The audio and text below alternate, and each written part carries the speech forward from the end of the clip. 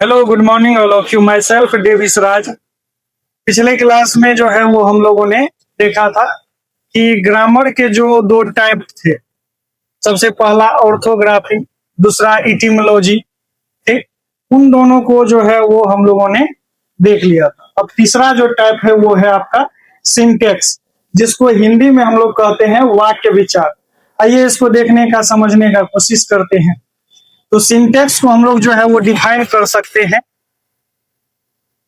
The study of sentence, यानी वाक्यों के अध्ययन को हम लोग वाक्य विचार करते हैं।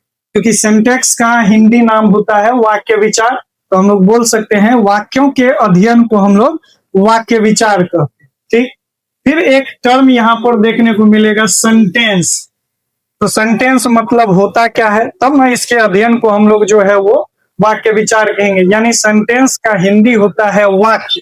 अब ये वाक्य होता क्या है तो उसको पहले समझने का कोशिश करेंगे कि शब्दों के समूह को हम लोग जो है वो वाक्य कहते हैं। ध्यान से सुनिएगा मेरी बातों। शब्दों के समूह को वाक्य कहते हैं, यानी वर्ड के ग्रुप को हम लोग सेंटेंस कहते हैं। लेकिन फिर एक इसमें समस्या आ सकता है आपको कि शब्द का समूह तो हम लोग अगर बना दें इस प्रकार से, आई स्कूल गोइंग इज, क्या यह सेंटेंस होगा? शब्दों का समूह है ना, एक शब्द हो गया, दो शब्द हो गया, तीन शब्द हो गया, चार शब्द हो गया, तो क्या यह सेंटेंस होगा? तो नहीं होगा, ये सेंटेंस नहीं होगा।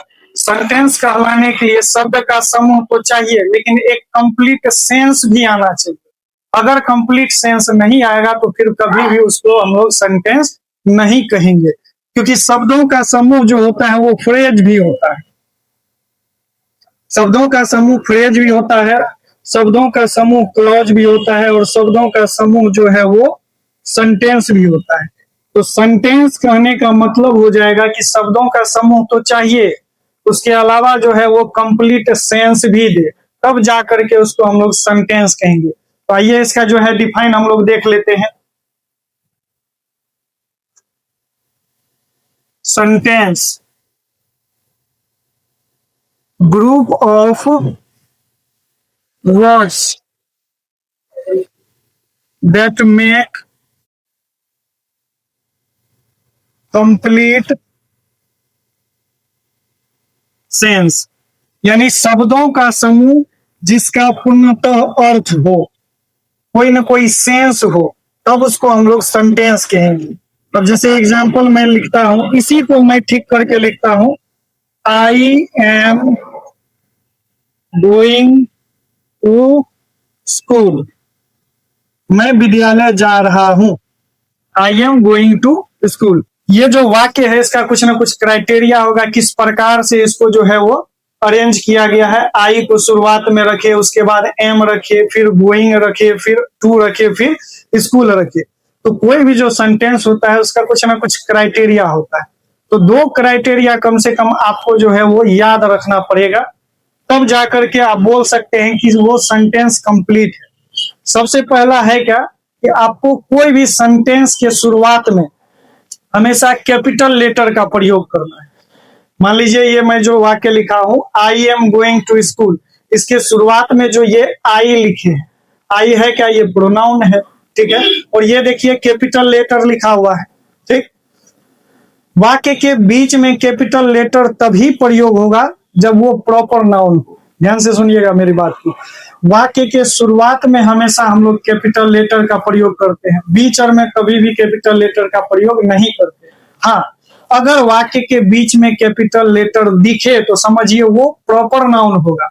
वाक्य के बीच में तभी प्रॉपर ये कैपिटल लेटर रख सकते हैं जब प्रॉपर नाउन हो, कोई दिक्कत। और दूसरी बात होती है क्या कि आपको इन तीन चिन्हों में से जो है वो एक दिखाई पड़ना चाहिए लास्ट में, यानी फुल स्टॉप, क्वेश्चन मार्क या साइन ऑफ एक्सक्लेमेशन। अगर वाक्य के अंत में इस तीनों चिन्ह में से कोई भी एक दिख जाए तो समझिए वाक्य कंप्लीट है, सेंस कंप्लीट है। इसके अलावा कोई भी अगर शब्द लिखा हुआ है तो समझिए वाक्य का सेंस कंप्लीट नहीं होगा। ठीक, तो सबसे पहला मैंने क्या बताया कि वाक्य के शुरुआत में हमेशा कैपिटल लेटर को जो है वो प्रयोग करेंगे। वाक्य के बीच में कैपिटल लेटर तभी रहेगा जब वो प्रॉपर नाउन हो। दूसरा बात मैंने क्या बताया कि वाक्य के अंत में 3 चिन्ह में से आपको एक जो है जरूर दिखेगा, या तो फुल स्टॉप मिलेगा, या आपको क्वेश्चन मार्क मिलेगा, या साइन ऑफ एक्सक्लामेशन मिलेगा। तो इस दोनों पॉइंट को जो है मैं नीचे लिख देता हूं। It always starts with capital letter, यानी ये हमेशा जो है कैपिटल लेटर से शुरुआत होगा। दूसरा पॉइंट मैं लिख देता हूं, it ends with some sign, यानी कुछ चिन्ह के साथ जो है ये अंत होगा। जैसे फुल स्टॉप रह सकता है, क्वेश्चन मार्क रह सकता है, या साइन ऑफ एक्सक्लामेशन रह सकता है। तब जाकर के हम बोल सकते हैं कि वाक्य जो है वो कंप्लीट है। यहां तक में कोई दिक्कत आपको? अब इसके बाद हम लोग चर्चा करते हैं कि कोई भी जो सेंटेंस होता है, जैसे मैंने ये लिखा I am going to school, इसको कितने पार्ट में हम लोग जो है वो बांटे हुए हैं। ठीक है, तो इसको तो देखिए सेंटेंस को जो है वो हम लोगों ने 2 पार्ट में डिवाइड किया है। सबसे पहला है आपको सब्जेक्ट और दूसरा है प्रीडिकेट। अब इसका अगर हिंदी जानिएगा तो सब्जेक्ट को हिंदी में हम लोग कहते हैं कर्ता। कर्ता कहने का मतलब हो गया काम करने वाला। प्रीडिकेट को हिंदी में हम लोग कहते हैं विधेय, जो कर्ता के बारे में बताए। ठीक, अब जरा देखिए ध्यान से समझने का कोशिश कीजिएगा कि सब्जेक्ट किसको कहेंगे और प्रीडिकेट किसको कहेंगे। याद रखिए ये दोनों जो है वो सेंटेंस का ही पार्ट है, टाइप नहीं। फिर टाइप दूसरा हो जाएगा आपको, ये पार्ट है। अब मान लीजिए कोई भी एक वाक्य लिख दिए, जैसे अगर लिख दिए the cat is under the table, ये मैंने एक वाक्य लिखा। अब इसका अगर पार्ट बोलिएगा तो पार्ट कहने का मतलब इसको कितने भाग में हम लोग तोड़ सकते हैं, वो पार्ट होता है। ठीक, उसी प्रकार याद रखिए कि पार्ट ऑफ सेंटेंस लिखा है मैंने, मतलब इसको 2 भागों में जो है हम लोग तोड़ते हैं। एक भाग होता है सब्जेक्ट और दूसरा भाग होता है प्रीडिकेट।